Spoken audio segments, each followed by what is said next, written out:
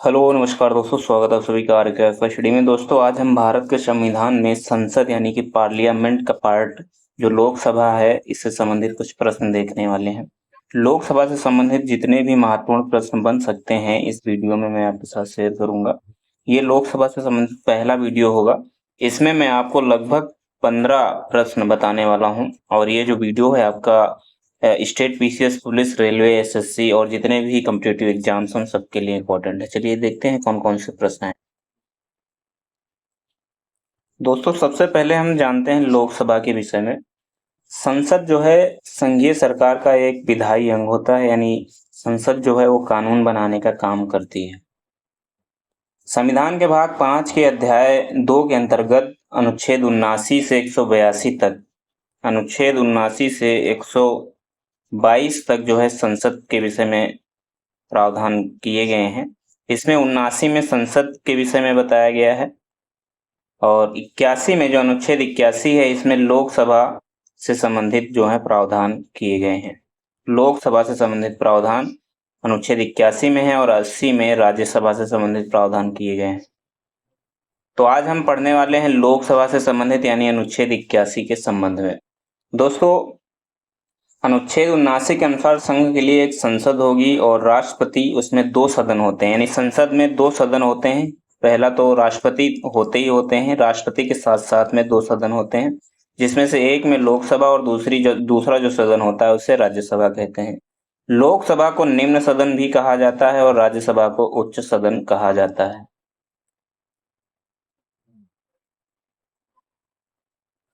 दोस्तों अनुच्छेद 81 के अनुसार लोकसभा में कुल मिला के 550 सदस्य होते हैं। पहले यह सदस्यों की संख्या 552 थी, जिसमें 2 सदस्य ऐसे होते थे जो एंग्लो इंडियन समुदाय के इसमें नियुक्त किए जाते थे, मनोनीत होते थे, लेकिन उन्हें अभी हाल ही में हटा दिया गया है। वर्ष 2020 में 25 जनवरी 2020 से एंग्लो इंडियन को जो मनोनीत करने वाली प्रक्रिया थी इसे हटा दिया गया है।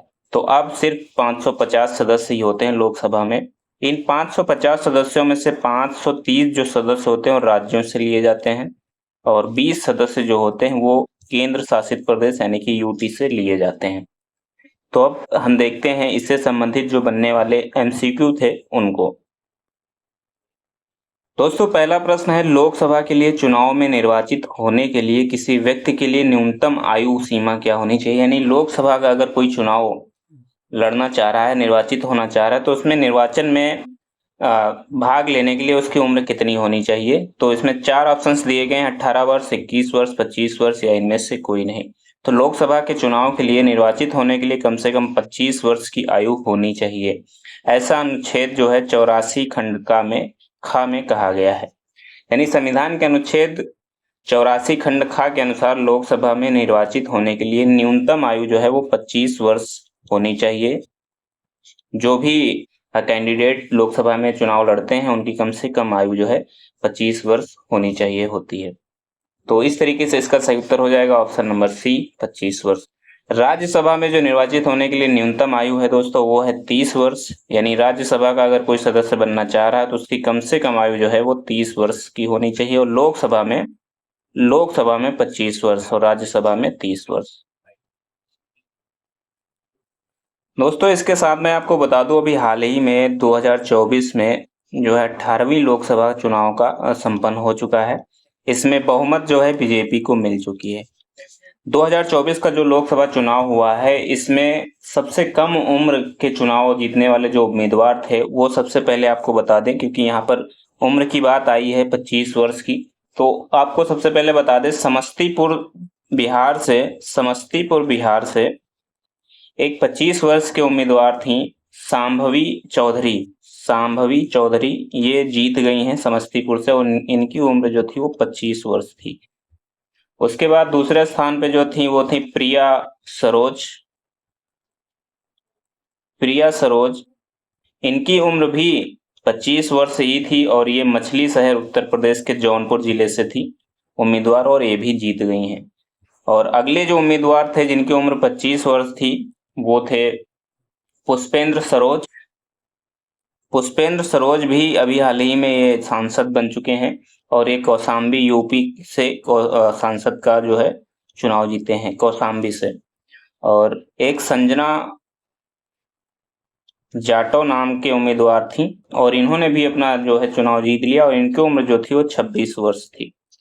तो ये अभी हाल ही में चुनाव जो हुआ 2024 में, उसमें ये सबसे कम उम्र के उम्मीदवार थे जिन्होंने अपना चुनाव जीता है। तो चलिए अगला प्रश्न देखते हैं। प्रश्न नंबर 2 क्या है? प्रश्न नंबर 2 है, संसद का सदस्य बनने हेतु न्यूनतम उम्र क्या होगी?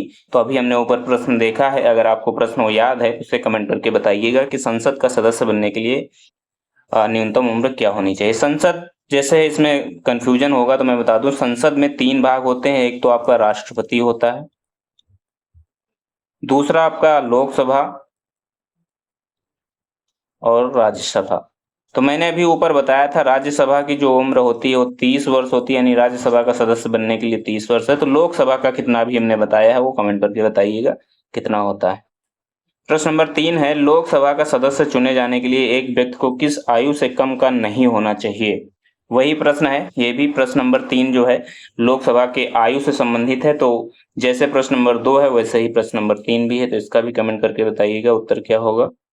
प्रश्न नंबर 4 देखते हैं। प्रश्न नंबर 4 है, लोकसभा के लिए निर्वाचन के बारे में निम्न में से कौन सा कथन सही नहीं है? कौन सा कथन सही नहीं है ये बताना है, यानी 4 ऑप्शंस दिए गए हैं, इसमें से एक ऑप्शन ऐसा होगा जो सही नहीं है। पहला ऑप्शन क्या दिया गया है? पहला दिया गया है, निर्वाचन वयस्क मताधिकार के आधार पर होता है। यानी लोकसभा का जो निर्वाचन होता है वो वयस्क मताधिकार के आधार पर होता है। वयस्क का मतलब है ऐसी वोट देने वाले ऐसे लोग जिनकी उम्र 18 वर्ष से ऊपर हो गई हो या 18 वर्ष हो। तो इस तरीके से इसका सही उत्तर हो जाएगा ऑप्शन नंबर ए, निर्वाचन वयस्क मताधिकार के आधार पर होता है, तो ये सही है। दूसरा क्या दिया गया है? दूसरा दिया गया है, निर्वाचनों का संचालन निर्वाचन आयोग करता है। यानी लोकसभा का जो चुनाव है और राज्यों में जो विधानसभा के चुनाव होते हैं उनका जो संचालन होता है वो देश का जो निर्वाचन आयोग है वो करता है उसका संचालन। तो ऑप्शन नंबर बी भी सही है। तीसरे में दिया गया, निर्वाचनों के लिए मतदाताओं की सूची को राष्ट्रपति के निर्देशन और नियंत्रण में तैयार किया जाता है। ये जो ऑप्शन है ये यहाँ पर गलत है, क्योंकि जो निर्वाचन के मतदाताओं की सूची है वो निर्वाचन आयोग ही तैयार करता है, राष्ट्रपति के निर्देशन और नियंत्रण में नहीं होता है। ऑप्शन नंबर डी में है, निर्वाचन आयोग के अनुरोध पर राष्ट्रपति निर्वाचन आयोग को उसके कार्यों के निर्वहन के लिए आवश्यक कर्मचारी वृंद उपलब्ध कराते हैं। तो ये सही है, यानी ऑप्शन नंबर ए, बी और डी ये सही है, लेकिन सी गलत है। तो यही हमारा जो है यही उत्तर हो जाएगा, ऑप्शन नंबर सी सही उत्तर होगा। दोस्तों प्रश्न नंबर 5 है, लोकसभा में राज्यों को किस आधार पर सीटें आवंटित होती हैं? प्रश्न नंबर 5 है, लोकसभा में राज्यों को किस आधार पर सीटें आवंटित होती हैं? ऑप्शन है जनसंख्या के आधार पर, क्षेत्रफल के आधार पर, गरीबी के आधार पर या फिर भाषा के आधार पर। यूपी जो छत्तीसगढ़ पीसीएस प्री एग्जाम 2005 है उसमें पूछा गया दोस्तों ये प्रश्न है। तो आपको बता दें दोस्तों, जो लोकसभा के सदस्यों के चुनाव के जो राज्यों को प्रादेशिक निर्वाचन क्षेत्रों में जो विभक्त किया जाता है वो जनसंख्या के आधार पर विभक्त किया जाता है, यानी सीटें जो आवंटित होती हैं वो जनसंख्या के आधार पर होती हैं। तो इस तरीके से इसका सही उत्तर हो जाएगा ऑप्शन नंबर ए, जनसंख्या के आधार पर। अगला प्रश्न क्या है दोस्तों? प्रश्न नंबर 6 है, भारत के संविधान के अनुच्छेद 82 के अनुसार लोकसभा की सीटों का राज्यों के मध्य आवंटन किस जनगणना के आधार पर किया गया है? यानी लोकसभा की जो सीटें हैं अभी वर्तमान में जो 550 सीटें हैं और अभी जो 2024 में इलेक्शन हुआ वो 543 सीटों पर इलेक्शन हुआ है, जिसमें से एक सीट पे निर्विरोध जो है वो चुने गए हैं। निर्विरोध कहाँ की सीट पे किया गया चुने गए हैं? तो सूरत की सीट है, सूरत गुजरात में पड़ता है। यहाँ की सीट पर एक उम्मीदवार जो है उनको निर्विरोध चुना गया था। तो बताना यह है कि लोकसभा की सीटों का राज्यों के मध्य जो आवंटन किया गया वो जनगणना कौन सी जनगणना के आधार पर किया गया है? ऑप्शंस हैं 1961, 1971, 1981 या फिर 1991। तो दोस्तों आपको बता दें कि जो 82 अनुच्छेद है इसके अनुसार लोकसभा की सीटों का जो राज्यों के मध्य आवंटन है वो जनगणना जो 1971 में हुई थी उसके आधार पर किया गया है। लोकसभा की सीटों का राज्यों के मध्य आवंटन 1971 की जनगणना के आधार पर है और यह व्यवस्था जो है पहले 2000 तक ही था। ये जो व्यवस्था थी लोकसभा की सीटों के आवंटन का, जिसमें 550 सीटें हैं वर्तमान में, ये 550 सीटों का जो प्रावधान किया गया था वो सिर्फ 2000 तक किया गया था, लेकिन 84वें संविधान संशोधन के द्वारा इसे बढ़ाकर 2026 तक किया गया। 2026 तक इसे कर दिया गया। 84वें संविधान संशोधन कब हुआ था? सन 2001 में। सन 2001 में 84वें संविधान संशोधन में सीटों का जो संख्या है उसे 2026 तक बढ़ा दिया गया, यानी कहा गया कि 2026 तक जो है सीटों की संख्या 550 ही रहेंगी, 550 ही रहेंगी। और 2026 के बाद जो पहली जनगणना आएगी, 2026 के बाद जो पहली जनगणना आएगी उसमें जो है अगली सीटें जो है बढ़ के आएंगी। तो 2026 के बाद जो पहली जनगणना आएगी उसमें जो अगला इलेक्शन होगा, यानी कि 2031 का जो इलेक्शन होगा उसमें जो है सीटें आपकी बढ़ के आएंगी। तो इस तरीके से इसका सही उत्तर हो जाएगा ऑप्शन नंबर बी, 1971। प्रश्न नंबर अगला है, 7वां प्रश्न है ये। वर्तमान लोकसभा में प्रत्येक राज्य के लिए स्थानों का आवंटन किस पर आधारित है? अभी हमने ऊपर प्रश्न बताया है। ऑप्शन है 1951 की जनगणना पर, 1961 की जनगणना पर आधारित है, 1971 की जनगणना पर आधारित है, या फिर 1981 की जनगणना पर आधारित है। यूपी पीसीएस मेंस 2003 में और बिहार पीसीएस प्री 1998 में पूछा गया प्रश्न है। ये बहुत ही लोकप्रिय प्रश्न है, पूछा जाता है अक्सर। तो इसका सही उत्तर आप कमेंट करके बताइएगा कि प्रश्न नंबर 7 का सही उत्तर क्या होगा। प्रश्न नंबर 8 है, लोकसभा में राज्यवार सीटों का आवंटन वर्ष 1971 की जनगणना पर आधारित है। यह निर्धारण किस वर्ष तक यथावत रहेगा? अभी हमने ऊपर बताया था लेकिन फिर से बता दे रहे हैं। वर्ष 1971 की जनगणना पर आधारित है सीटों की संख्या, यानी कि जो वर्तमान में 550 है, पहले 552 हुआ करती थी, 2020 में हटा दी गई है। तो ये कब तक इसका यथावत रहेगा ऐसा बताना है। तो जो 2001 में 84वां संविधान संशोधन हुआ है उसमें कहा गया कि जो 2026 है, 2026 है, इसके बाद जो आने वाला इलेक्शन होगा यानी 2031 इसका जो है निर्धारण किया गया है, यानी 2031 तक जो है 550 सीटें ही रहेंगी, लेकिन जो 2031 में इलेक्शन होगा इसमें बढ़ के आएंगी। तो इसका सही उत्तर हो जाएगा ऑप्शन नंबर ए, 2031 तक ऐसे ही बना रहेगा। यानी 84वें संविधान संशोधन 2001 के द्वारा अनुच्छेद 81 खंड 3 एवं 82 में संशोधन करके 2000 के स्थान पर लोकसभा में राज्यवार सीटों का जो आवंटन है वो 2026 के पश्चात की गई पहली जनगणना, यानी 2026 के पश्चात जो जनगणना की जाएगी पहली, उसमें जो उसके पश्चात जो है ये आंकड़े जो है प्रकाशित किए जाएंगे कि कितनी सीटें बढ़ी हैं, कितने आंकड़े और कितनी संख्याएं हो जाएंगी सीटों की। तो जो 2026 के बाद की पहली जनगणना होगी और वर्ष 2031 में जो 17वीं जनगणना होगी उसमें ये निर्धारण किया जाएगा कि अब कितनी सीटें आएंगी। तो इसका सही उत्तर हो जाएगा ऑप्शन नंबर ए, 2031।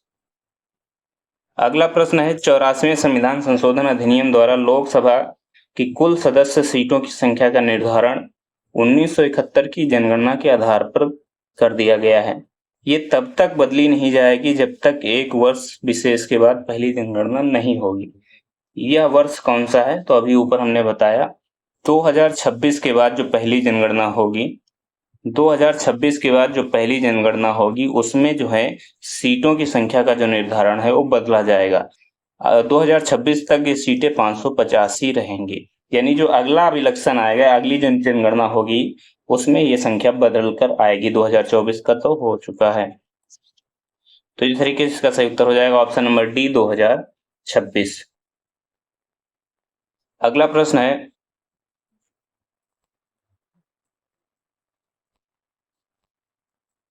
प्रत्येक राज्य में लोकसभा की सीटों का निर्धारण परिसीमन आयोग द्वारा किया जाता है।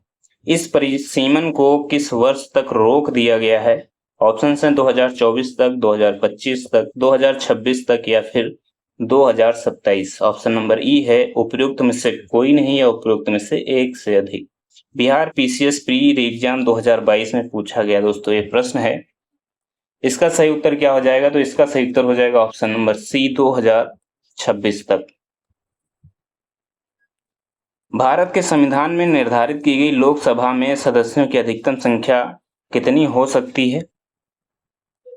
जो भारतीय संविधान में है निर्धारित की गई लोकसभा में सदस्यों की अधिकतम संख्या कितनी हो सकती है? पहले जो था यानी 2008 में जब ये पूछा गया था एमपीपीसीएस में, क्योंकि एमपीपीसीएस में पूछा गया प्रश्न है। जब एमपीपीसीएस में 2008 में पूछा गया था, उस समय जो सीटों की संख्या थी वो 550 हो सकती थी। यानी लोकसभा के सदस्य जनता द्वारा प्रत्यक्ष रूप से जो है चुने जाते हैं, आपको पता ही है। सदस्यों की अधिकतम सीमा जो होती थी पहले वो 552 होती थी, लेकिन 2020 में यानी 25 जनवरी 2020 में जो 2 एंग्लो इंडियन को मनोनीत किया जाता है, इसे हटा दिया गया, 550 हो जाता है। 550 आपको किसी ऑप्शन में दिखेगा नहीं, तो इस तरीके से इनमें से कोई नहीं वाला जो ऑप्शन है वो सही उत्तर हो जाएगा। इनमें से कोई नहीं वाला ऑप्शन जो है वो सही उत्तर हो जाएगा। तो ऑप्शन नंबर डी इसका सही उत्तर होगा। दोस्तों अगला प्रश्न है, निम्न संवैधानिक संशोधनों में से कौन से राज्यों से निर्वाचित होने वाले लोकसभा के सदस्यों की संख्या में वृद्धि करने से संबंधित है? यानी यहाँ 4 ऑप्शंस दिए गए हैं और उन 4 ऑप्शंस में से बताना है ऐसे कौन से संविधान संशोधन हैं दो जिसमें जो है लोकसभा में राज्यों से निर्वाचित होने वाले सदस्यों की संख्या में वृद्धि की गई थी। तो सबसे पहले इसमें ऑप्शन देख लेते हैं। पहला ऑप्शन है 6वें संशोधन या फिर 22वें, और बी में दिया गया है 12वां और 38वां संशोधन, सी में है 7वां और 31वां संशोधन, और डी में दिया गया है 11वां संशोधन और 42वां संशोधन। ये आईएएस प्री 2003 और उत्तराखंड पीसीएस प्री 2005 में पूछा गया प्रश्न है। दोस्तों आपको बता दें, सबसे पहले 1956 में जो राज्यों का पुनर्गठन हुआ, 1956 में जब राज्यों का पुनर्गठन हुआ और उसके बाद में अनुच्छेद 81 के तहत राज्यों में जो है निर्वाचित होने वाले लोकसभा सदस्यों की संख्या 550 की गई, 500 की गई थी, 550 तो अभी है। और संघ राज्य क्षेत्रों में यानी कि जो यूटी हैं उनमें 20 संख्या की गई थी। कुल मिला के जो संख्या थी वो 520 थी। 7वें संशोधन में 520 संख्याएं की गई जब राज्यों का पुनर्गठन किया गया था। उसके बाद में 14वें संविधान संशोधन में जो यूटी थे यानी कि जो केंद्र शासित प्रदेश थे, इनमें लोकसभा सीटों को बढ़ाकर 25 कर दिया गया था, जिसे 31वें संविधान संशोधन के द्वारा राज्यों में जो लोकसभा की सीटें थी उसे 525 किया गया, और जो केंद्र शासित प्रदेश थे उनमें जो लोकसभा सीटें थी उनको 20 किया गया, और कुल मिला के 545 सीटें बनाया गया। यानी 545 जो है वो 31वें संविधान संशोधन के द्वारा किया गया। उसके बाद में जब 14वां संशोधन हुआ था, इसमें जो यूटी में जो लोकसभा सीटें थी 25 उसे घटाकर 20 कर दिया गया, और राज्यों में जो 525 सीटें थी उन्हें बढ़ाकर 530 कर दिया गया, और कुल मिला के 550 सीटें कर दी गई। तो 550 सीटें करने के बाद में 1931 जो 31वां संविधान संशोधन हुआ था वर्ष 1987 में, इसमें जो है 73 में जो हुआ था वो अब जो है वैसे ही बना हुआ, यानी 550 सीटें ही अभी वर्तमान में भी हैं। 552 थी जिसमें से 2 मनोनीत हुआ करती थी, लेकिन 25 जनवरी 2020 में इसे हटाने के बाद 550 सीटें ही बची हैं। तो ये थे आज के लोकसभा से संबंधित महत्वपूर्ण प्रश्न। उम्मीद है आपको वीडियो पसंद आया होगा। अगर पसंद आया तो लाइक शेयर सब्सक्राइब जरूर करना, और धन्यवाद। जय हिंद जय भारत।